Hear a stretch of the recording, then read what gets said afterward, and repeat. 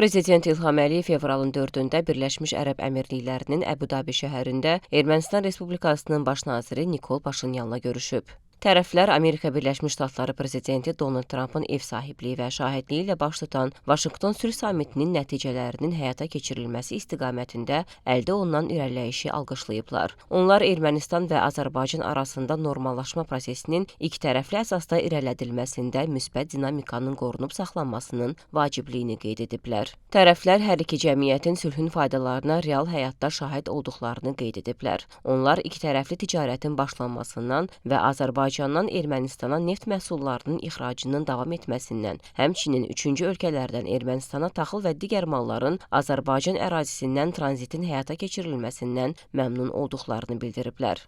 Tərəflər ikitərəfli ticarətin və iqtisadi əməkdaşlığı genişləndirmək üçün imkanları araşdırmağı davam etmək barədə razılığa gəliblər. Onlar həmçinin vətəndaş cəmiyyəti nümayəndələrinin qarşılıqlı səfərlərini alqışlayıb və etimad quruculuğu tədbirlərinin genişləndirilməsinin zəruriliyi barədə razılığa gəliblər. Prezident İlham Əliyev və baş nazir Nikol Paşinyan trip və digər bağlantı layihələrinin həyata keçirilməsini müzakirə ediblər.